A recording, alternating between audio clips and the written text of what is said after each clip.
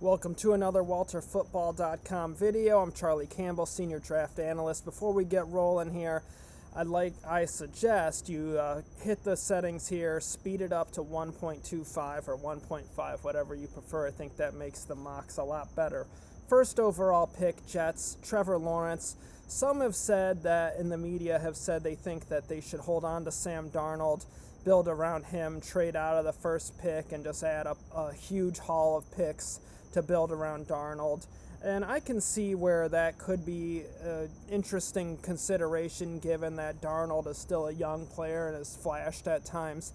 But I think Trevor Lawrence is just too good to pass up. I think that would be a mistake. I think when you have a quarterback prospect like Lawrence available, you don't pass on him. And I think they've already added some picks in the Jamal Adams trade. You got 2 first-rounders this year, 2 next year, high second-round pick. You're already in well-positioned to upgrade that roster with some good talent. So I think taking Lawrence number 1 overall for the Jets makes the most sense. Second overall pick, I have the Jags taking Justin Fields. He's definitely upgrade for them. Franchise quarterback potential, needs to improve his pocket passing awareness. That was put on firm display in the Indiana game. I think that Fields is, this shouldn't be that shocking considering he really is only a 1-year starter at the college level.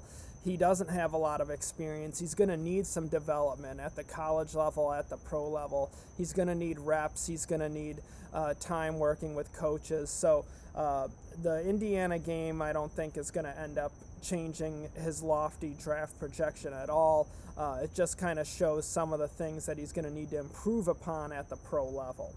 Third overall pick, I have the Bengals taking Penei Sewell, the left tackle from Oregon. Obviously, the injury they just had to Joe Burrow gives further evidence of how bad that offensive line is. It is kind of tantalizing, I think, to consider reuniting Burrow with Jamar Chase. But Cincinnati already has good talent at wide receiver for years to come with T. Higgins and Tyler Boyd. So I think you got to upgrade the blocking and pass protection. Sewell would do that immediately. Fourth overall pick, I have the Cowboys taking Gregory Rousseau, the defensive end from Miami. I think Dallas just kind of has to target the best defensive player available in the draft, and I think Rousseau would be a really nice tandem with DeMarcus Lawrence. Aldon Smith has had a nice year for them coming out of nowhere, but he's on the wrong side of 30. But even if you bring him back, I think that would be a good thing to help Rousseau, because Rousseau's a 1-year wonder. He needs reps. I think rotating him in with some veterans is going to help him to learn from those guys, not be forced on to be a 3-down starter right away. I think in the long run, that's going to make him a better football player, to ease that pressure off him and help his development, really amplify the coaching he's getting and his ability to watch and learn at the NFL level. So I think Rousseau would make a lot of sense for the Cowboys. Just improve that defense, just upgrade the talent on that defensive line. Fifth overall, I have the Redskins taking Trey Lance, the quarterback from North Dakota State. Obviously, Ron Rivera, Scott Turner did a quick hook Dwayne Haskins. They didn't go back to him when Kyle Allen was injured. The writing's on the wall there. New regimes mean new quarterbacks. I think they just aren't believers in him, so I could see them looking to replace him this offseason and get their quarterback of their own. Lance has a great skill set, needs development, but you could start Alex Smith for a year, have Lance learn behind him. I think that'd be a nice situation for Lance, and then you make the switch the year after that, potentially. Sixth overall, I have the Chargers taking Alex Leatherwood, left tackle from Alabama. Really improve that pass protection for Justin Herbert. Leatherwood is long, he's athletic, he's quick, he's big. He's a really good pass protector. It's really hard to get around him. First-round talent all the way. Leatherwood, his issues are when it comes time to get physical. He's not an overpowering, overwhelming run blocker, but he has a good skill set. I think he can improve as a run blocker with time in the NFL and in a pro strength and conditioning program. So I think that'd be a really nice pick for the Chargers, help protect their young franchise quarterback.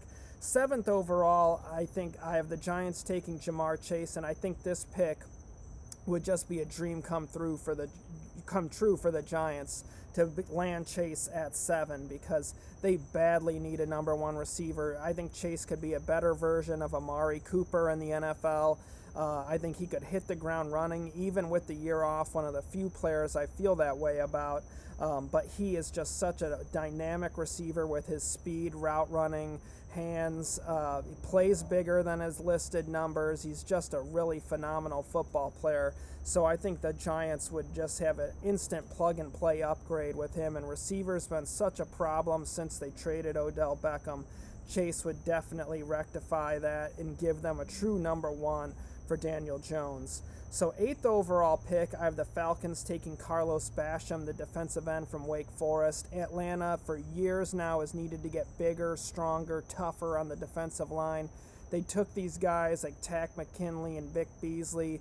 That didn't work out. They were smaller, undersized edge rushers, and as a result, they just weren't really able to handle playing on the edge in the NFL. That's why they're both off the roster, and they've both been drafted in the first round within the past 5 years. So Basham at 275 and 6'5", 6'6", he has that base end size. He's tough against the run. He plays hard. He's got a good motor. I think he'd be an excellent upgrade for the Falcons if they are able to land him in the 2021 draft. 9th overall pick, I have the Dolphins taking Micah Parsons. I think they could use an upgrade to the middle of that defense, the linebacking core. I think you could see that in their game against the Broncos when Melvin Gordon, Phillip Lindsay really ran well against them. I think a linebacker like Parsons would really help to defend those kind of backs and really improve their run defense. He's big, he's fast, really good tackler as well, physical tackler. So I think he'd really fit in with that Brian Flores mentality that they're building down there in Miami. 10th overall pick, I have the Panthers taking J.C. Horn, the cornerback from South Carolina. The Panthers' cornerbacks have just been a weakness all year long. Really has been an issue. Dante Jackson is a nice player at times, but he's inconsistent. They really need a true number 1 to replace James Bradbury. I think J.C. Horn, while he might not have the most elite skill set, he's got natural ability, really good instincts with how he covers guys, is able to run the route and prevent separation. Just a smooth, polished defender that I think would be a plug-and-play upgrade for Carolina. 11th overall, I have the Lions taking Christian Barmore, the defensive tackle from Alabama. I think he would be a really nice player to go next to Trey Flowers. The Lions inside of that defensive line is just really lacking anyone who can get upfield and pressure the quarterback and cause disruption. I think Barmore would really be a nice upgrade for them. 12th overall, I have the Vikings taking Kwity Paye, the defensive end from Michigan. They could use some young edge rush and young interior defensive line talent, so really taking the best defensive lineman available could make sense for Minnesota. Paye is versatile where he has good size. You can slide him inside and passing in the sub package, let him rush from tackle. He can rush from end. He's big, he's quick, really has a lot of upside. I think he could end up being one of the nice values in this draft class. 13th overall, I have the Patriots taking Kyle Pitts, the tight end from Florida. And while they took some tight ends in the past, in this last 2020 draft, none of them are as the dynamic receiving weapon that Pitts is. He really would bring back a Rob Gronkowski caliber mismatch problem for defenses, and Pitts is just such a dynamic receiving talent at tight end. I think he's too good to pass up. And then when you consider how good this draft is and how deep it is at wide receiver, they could land a really good receiver on day 2, maybe 2 of them even, but at least one for sure. And now you've really upgraded that offense with weapons in terms of a dynamic receiving tight end and a good receiver in round 2. Now you're really starting to cook with gasoline there for the Patriots. So I think that that would be a really nice plan for New England. 14th overall, I have the 49ers taking Andre Cisco, safety from Syracuse, ball-hawking safety. Man, this guy makes plays on the ball. Really good instincts. Has it put together pretty well. It'll be interesting to see his injury status. He had a pregame collision that caused him to leave the season early. and Syracuse is kind of evasive about the true nature of it. So this is a player to monitor going forward as a guy that could slide depending on the severity of the injury. But when healthy, he'd be a really nice value for the 49ers. They've needed safety upgrade for a few years. He'd definitely be it. 15th overall, I have the Broncos taking Sam Cosmi, the left tackle from Texas. Right tackle's an issue for Denver. Garrett Bowles has really turned it around this year.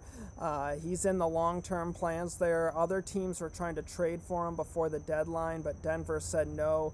But they do have a need at right tackle. DeMar Dotson is just kind of an aging one-year fill-in. So Cosmi could come in and give them bookend tackles that would really improve the pass protection for Drew Lock in terms of the long-term line there. So Cosmi to Denver. 16th overall, I have the Bears taking Jalen Waddle, the Alabama speedster playmaker.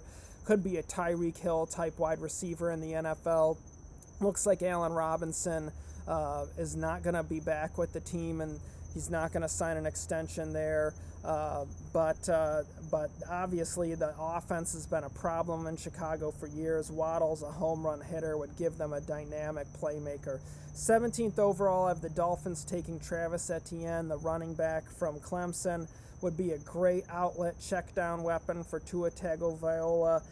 Really improve the speed out of the backfield there. I think he'd be a great addition for Miami. 18th overall, I have the Ravens taking Rashad Weaver, the defensive end from Pitt. He could be an outside linebacker in a 3-4 defense, quick, long, athletic. Really has played well coming off an injury in 2019. Has played well here this season. Looks healthy. Really helping his teammate Patrick Jones to a breakout year. And Weaver's been really good getting into the backfield and putting pressure on the quarterback. So I think that would really help the Ravens defense. 19th overall pick, I have the Eagles taking Jeremiah Owusu-Koramoah, linebacker from Notre Dame. Obviously, linebacker has been an issue in Philadelphia for a few years. I think they have to upgrade it and devote significant resources. Owusu-Koramoah is a really good pass coverage linebacker. He needs to get stronger to take on blocks at the NFL level, be a better run blocker. But the NFL is a passing-driven league. So if you can get a good pass coverage linebacker, that's just a valuable resource to have. So I have the Eagles going with him. 20th overall pick, I have the Cardinals taking Patrick Surtain II. Obviously, Patrick Peterson's aging, can't play forever. He'd be a nice, Surtain would be a nice understudy for him, improve their coverage in the short term and long term. 21st overall, I have the Raiders taking Aiden Hutchinson, the defensive end from Michigan.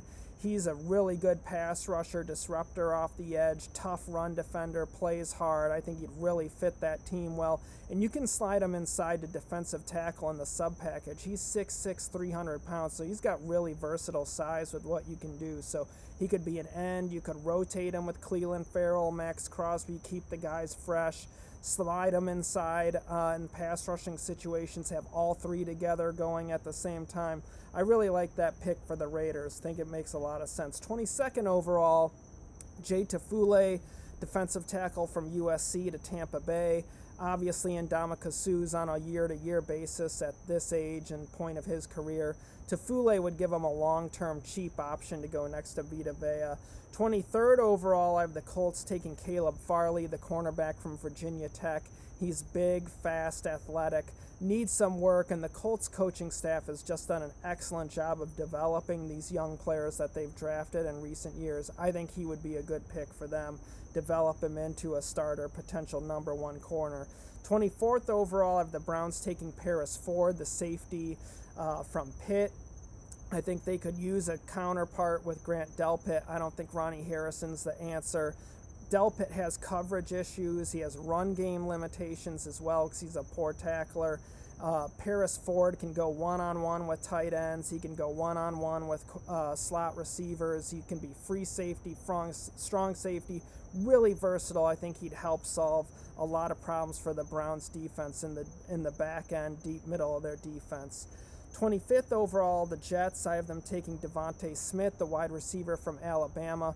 Really good player, would be a great upgrade for the Jets, plug and play upgrade for them, give them a number one receiver for Trevor Lawrence. 26th overall, another receiver. I have the Packers taking Terrace Marshall Jr. from LSU. He's having a really good season, impressing NFL evaluators. Would be an excellent number 2 receiver to go with Devontae Smith. 27th overall, I have the Titans taking Wyatt Davis, guard from Ohio State. He's a road grader, man. Derrick Henry would probably love running behind this guy. He gets movement at the point of attack. He's mean, he's physical, needs some work in pass pro, but he has the skill set to do it. Just will benefit from some NFL coaching. 28th overall, I have the Bills taking Jalen Mayfield, right tackle from Michigan. Think they need to continue to build up that line, improve their ability to run the ball and protect Josh Allen. Mayfield is versatile where you could move him around. He could play guard, he could play tackle. You could find a spot and upgrade that line with him. 29th overall, the Jaguars, with their pick from the Rams, I have them taking Shaun Wade, the cornerback from Ohio State. Jacksonville's secondary is atrocious. They have to surround C.J. Henderson with some more talent and help. He's the only player they have on the secondary, I think, worth keeping. So Wade could come in, could play slot corner. You could play him on the outside. He can also play safety. So we just help to solve the talent issues and find another solid starter potentially for that secondary. 30th overall, I have the Chiefs taking Javon Holland, the safety from Oregon. Just BPA at this point. Won't hurt the Chiefs to help get more competition and talent at safety. Let them move Tyrann Mathieu around and do different things for him that suit him best. Holland can be that deep free safety, lock down the back end of the field, let Mathieu play closer to the line of scrimmage. I think that would be really helpful for them in terms of improving and diversifying what they can do defensively. 31st overall, I have the Saints taking Richard LeCounte, the safety from Georgia. Malcolm Jenkins has been a liability. He's aging, he's declining. Here's an upgrade. Improve their free safety position, and LeCounte also is versatile enough you could play him at strong safety as well. 32nd overall, I have the Steelers taking Trey Hill, the center from Georgia. Obviously, Marquise Pouncey has been in the league a long time, on the wrong side of 30. Here's a young understudy. Trey Hill can also play guard, so you could start him out at guard and then eventually replace Pouncey. So that's this week's mock. Please do me a solid. I really appreciate it if you like this video. Share it. Help us grow the channel. Please subscribe to our channel. I got links below to our mocks, our position rankings, all kinds of draft content. Check out Walt's picks videos with Jacob. They're excellent. And you can follow me on Twitter at Draft Campbell. You can follow Walt on Twitter at Walter Football. I really appreciate you guys watching. Thank you so much. I hope everyone had a great Thanksgiving. Stay healthy and safe, and I'll be back with you guys next week.